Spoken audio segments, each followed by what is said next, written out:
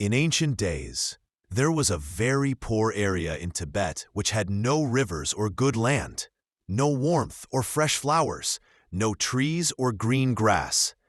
The people who lived there suffered from hunger and cold all year round and did not know what happiness was like. Despite this, they still believed that happiness must exist somewhere in the world. The old folk used to say that happiness was a beautiful bird living on a snowy mountain far, far away in the east. Wherever the bird flew, happiness went with it.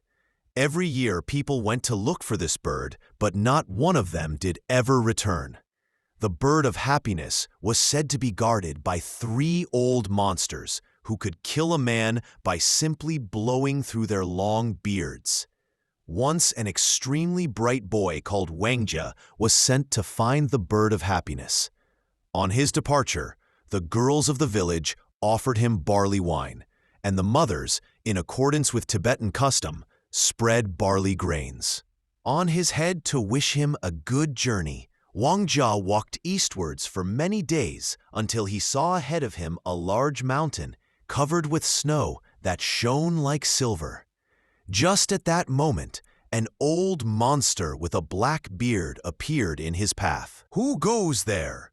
he cried like a crow.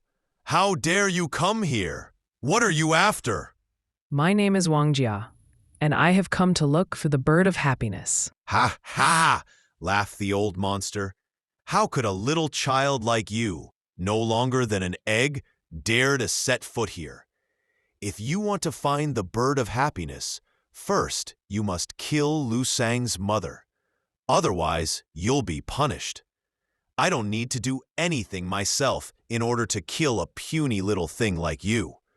I'll just make you walk 900 miles across Scree, and you'll be done for." Wangjia replied, "I love my own mother, and I'll never kill another person's. Do as you please." The old monster flew into a rage. He immediately began to blow through his beard, and in the twinkling of an eye, the smooth road became a vast scree.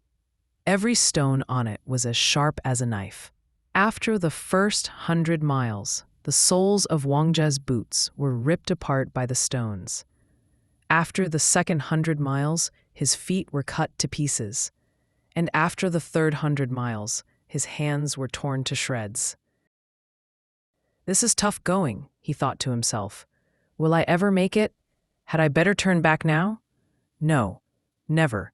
He could not bring himself to turn back. He knew that the people at home were waiting for him to bring back happiness. Wangjia lay on the ground and began to crawl forward. His clothes were torn. His knees and shoulders were bruised. Finally, he reached the end of his journey, and there he found another old monster with a brown beard and a voice like the whistling wind, waiting for him. "If you want to see the bird of happiness," howled the monster, "you must poison old Gaffer Silong first. If you won't do it, I'll starve you to death." Looking him defiantly in the face, Wangjia replied, "You can shout for all you are worth. But I am fond of my own grandpa, and I'll never kill another man's." In a fury, the old monster blew through his long beard, and Wangjia's bread bag flew into the sky. Before his eyes, the blue mountains and green rivers were turned into a boundless desert, with not a scrap of food to be found. Wangjia set off again. After the first 100 miles, his stomach began rumbling with hunger. After the second 100 miles, he was so hungry that his head swam and he began to see stars. After the third 100 miles, he was so hungry that there was a sharp pain in his guts, as if they were being cut by a knife. Anyone who has ever starved knows what he suffered. Wangjia went to a river, drank plenty of cold water, and continued on his way. By the time he reached his journey's end, he was nothing but skin and bone. There in his path stood another old monster with a white beard. "What reckless fool has dared to come here?" he thundered. "My name is Wangjia, and I have come here to look for the bird of happiness." "If you want to see the bird of happiness, you must bring me Bima's eyeballs.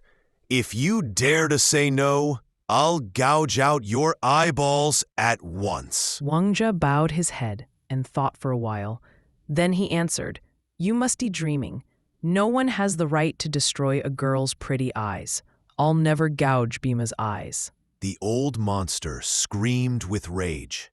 He immediately began to blow through his long beard, and Wangjia's eyeballs jumped out of their sockets, and he became blind. This must be the last ordeal, he thought. I must keep going in the direction of the rising sun. That must be the place where the bird of happiness lives. Groping his way with his hands on the ground, Wangjia crawled another 900 miles. He clambered to the peak of a snow-covered mountain, and there he heard the voice of the bird of happiness. "My lovely child, have you come here for me?" Overwhelmed with joy, Wangjia replied, "Yes, I have. My people long to see you day and night. Please come back with me." The bird of happiness caressed Wangjia gently with its wings and sang for him. His eyeballs flew back to their sockets, and now he saw much more brightly than before. All his wounds were healed, and he was stronger than ever. The bird of happiness offered Wangjia some dried meat and cream cake, and then bore him back to his home village. They landed on a mountaintop. "What is it that you want?" asked the bird of happiness. Wenju replied, "We want warmth and happiness, forests and flowers, fields and rivers." Standing on the mountaintop, the bird of happiness gave 3 loud cries. At the first cry, the golden sun broke through the clouds, and a warm breeze came down from the sky. At the second cry, stretch upon stretch of forest appeared all over the mountains. Mountain peach and other mountain flowers bloomed together, and thrushes and larks led a chorus of birdsong. At the third cry, green rivers and fields came into view, and little white rabbits danced merrily on the grass. From that day on, the people in that poor place never suffered hardships again.